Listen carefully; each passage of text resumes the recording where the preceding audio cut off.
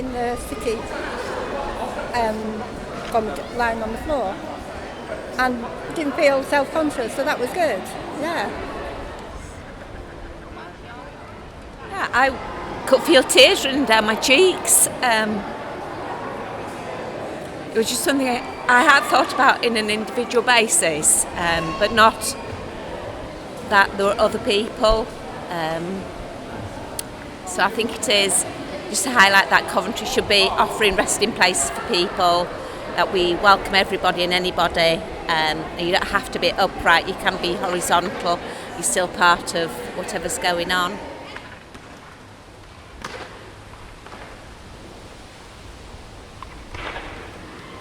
I've lived with chronic pain for over a decade, and that means that I need to lie down a lot. My way out of my own personal lockdown was to begin to lie down in public. I lay down on trains so I could go and visit my family. I lay down in galleries and theatres so I could have art in my life again. Simple, ordinary things we should all get to do. Today was all about issuing a challenge to Coventry to be the first restful city in the UK. So with the support of Grapevine and Coventry City of Culture, we designed this lying down provocation to lie down en masse in Broadgate, which is a place where lots of activism happens in Coventry.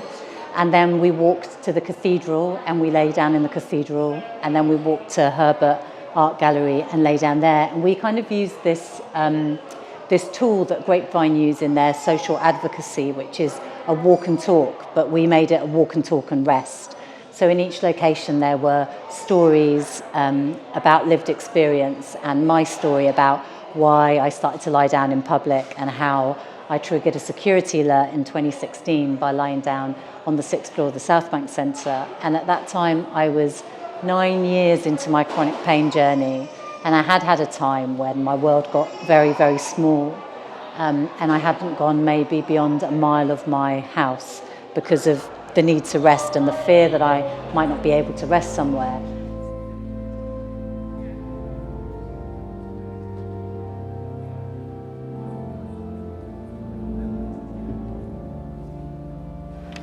I know how passionate so many of you are about tackling discrimination and for disability rights, and it is fantastic that you are campaigning for Coventry to be the first restful city in the UK.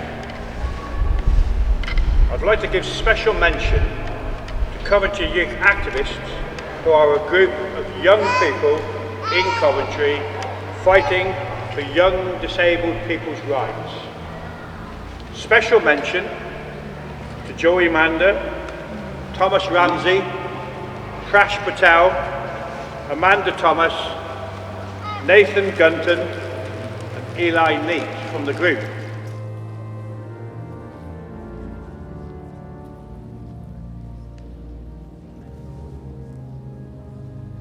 My name is Sophie and I support Coventry youth activists from Grapevine, and I'm here with those activists today to support Coventry in becoming the UK's first restful city. Today we met at Broadgate and we invited members of the public to lie down on the floor alongside us. First of all, to create a provocation for the public, but mostly for people to experience what it's like for people with disabilities or long-term health conditions who have to lie down. And at the moment, Coventry is not necessarily built for those people to be able to lie down, and we hope that today's provocation raises some awareness, sparks discussion, and hopefully is the beginning of Coventry having resting spaces across the city where people can lie down when they need to.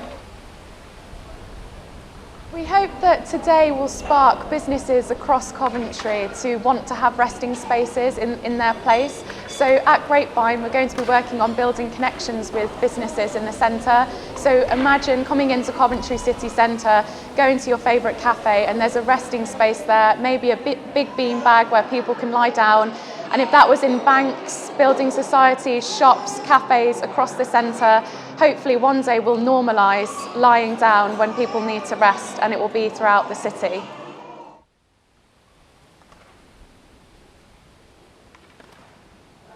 So as I was collecting stories about other people's attempts to rest in public, and they became central to the installation we created that's called A Crash Course in Cloudspotting. And what we discovered is that rest is more than, there's a poetic aspect to rest, that when you lie down somewhere, you get a different view, a different perspective of that space. If you lie down with art for a long time, you get a completely different experience of that. And we discovered that it can be a site for storytelling and for theatre. And something about asking people to rest as they listen, I think for us created this real bridge of empathy between the performer and the audience. So we've discovered all these poetic aspects to rest that we're going to continue to explore as a team.